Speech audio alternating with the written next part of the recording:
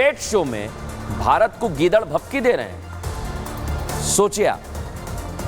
और सुनवाता हूं जरा कि फैजल अबीदी कैसे गीदड़ भपकी दे रहा, सुनिए जरा।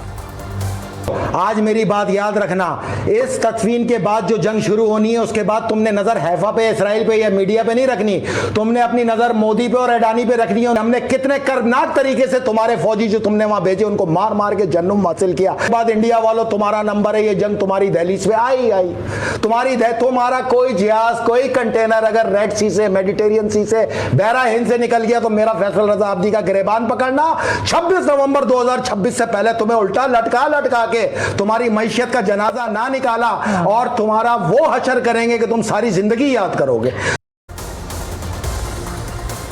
कि बांग्लादेश और पाकिस्तान को शायद पता नहीं है दर्शकों कि अब भारत वो भारत नहीं रहा है, अब भारत बदल गया। इसलिए हम कह रहे हैं कि हम तैयार हैं और ये जो गीदड़ भपकी दी जा रही है इसके लिए भी पूरा खाका तैयार किया है। इस रिपोर्ट में आपको दिखाता हूं।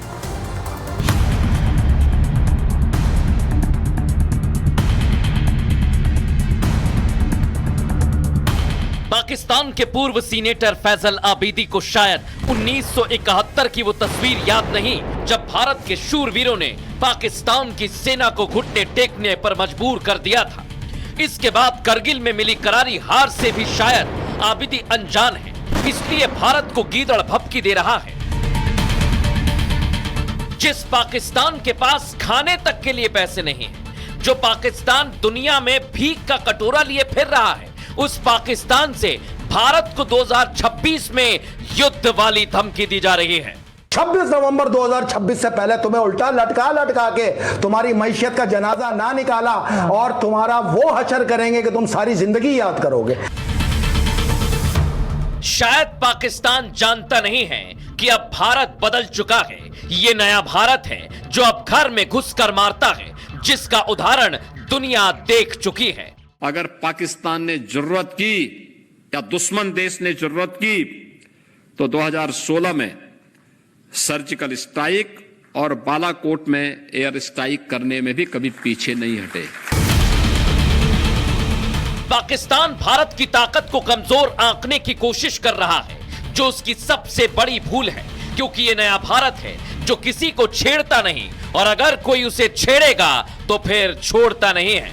और 2026 वाला ख्वाब पाकिस्तान देख रहा है। भारत की मजबूत सरकार उसका ये ख्वाब भी तोड़ देगी।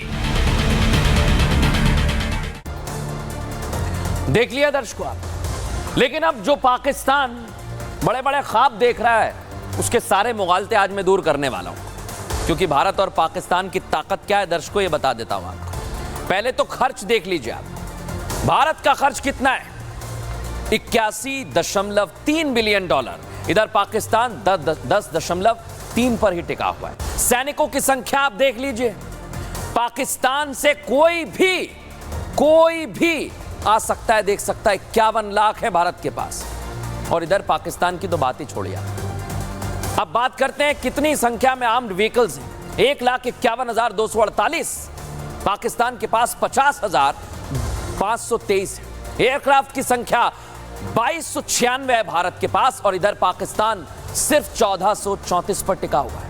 टैंक 4000 हैं और टैंक तो भूले ही ना पाकिस्तान, क्या हुआ था 71 में सबको पता है। इतना ही नहीं, जो पाकिस्तान बड़ी बड़ी गीदड़ भपकी दे रहा है उसे बता दें, फाइटर जेट जो भारत के पास 606 हैं, पाकिस्तान के पास 387 हैं। ट्रांसपोर्ट एयरक्राफ्ट की संख्या 264 है और इधर दो ही आंकड़े, सिर्फ 6 और 0, 60 है मात्र। लेकिन आप सोचिए दर्शकों, पाकिस्तान फिर भी गीदड़ भपकी दे रहा है, लेकिन जान ले कि इस बार अगर गलती की तो फिर मुंह की खाएगा और कभी कामयाब नहीं हो पाएगा। बहरहाल खबरों में आगे बढ़ेंगे। और दर्शकों, इधर प्रधानमंत्री नरेंद्र मोदी और सीएम योगी आदित्यनाथ ने देश और सनातन की रक्षा के लिए जो बीड़ा उठाया उसमें वो अकेले नहीं है, इसमें उनकी पार्टी के नेता भी योगदान दे रहे हैं। नवरात्रि की शुरुआत में आज तस्वीर सामने आई है बिहार के सीतामढ़ी से, वो आपको दिखा देता हूं।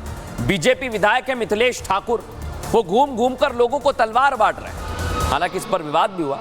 ये तलवार बांटने के पीछे उन्होंने फिर अपना मकसद बताया, मैं आपको बताऊंगा तो आप भी अचरज में पड़ जाएंगे। मिथिलेश ठाकुर दुर्गा पंडाल में बहन बेटियों को दरिंदों से बचाने के लिए ये नया रास्ता निकाल कर लाए और इसी वजह से वो दुर्गा पंडालों में जाकर तलवार बांट रहे हैं और लोगों को ऐसे अराजक तत्वों के खिलाफ हिंसा के लिए उकसा रहे हैं।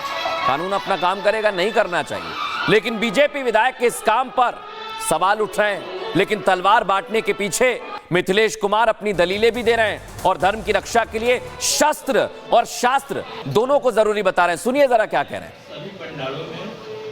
शस्त्र तो आसुरी प्रवृत्ति के विनाश के लिए बना हुआ है। ये तो आदि सनातन काल से है। महाभारत के 16वें अध्याय में वर्णित है, अहिंसा परमो धर्म, धर्म हिंसा तथैव च। मतलब अहिंसा परम धर्म है, लेकिन धर्म की रक्षा के लिए हिंसा भी श्रेयस्कर है। जरूर इस तरह की राय दी जा रही है, लेकिन कानून अपना काम कर रहा है। बहरहाल खबरों में आगे बढ़ेंगे और आज आपके लिए एक और खबर लेके आया हूं दर्शक। ये खबर आपको देखनी चाहिए। क्यों देखनी चाहिए? क्योंकि ड्रग माफियाओं का दी एंड करने के लिए योगी आदित्यनाथ तैयार है। आज दिल्ली में एक बहुत बड़ा एक्शन हुआ है, लेकिन योगी आदित्यनाथ इस एक्शन से पहले ही भाप गए थे कि उनके प्रदेश में ड्रग माफिया नहीं चल पाएंगे और इसी पर आज हमने एक्सरे रिपोर्ट तैयार की है। दर्शकों बताता हूं आपको, उत्तर प्रदेश के मुख्यमंत्री योगी आदित्यनाथ की जुबान से निकले शब्द पत्थर की लकीर होते हैं। वो जो कहते हैं उसके पीछे बड़ा तर्क छिपा होता है।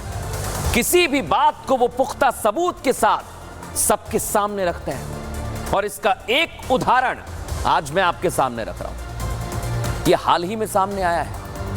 योगी आदित्यनाथ ने इधर हरियाणा में कांग्रेस का हाथ माफिया के साथ होने की बात कही कि उधर दिल्ली के महिपालपुर में 5,600 करोड़ की कोकीन की खेप बरामद की गई।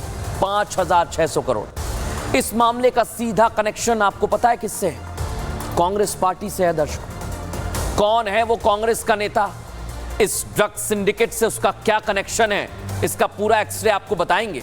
लेकिन उससे पहले योगी का वो बयान सुनिए जो उनकी जुबान से निकलते ही सच हो गया। सुनिए जरा।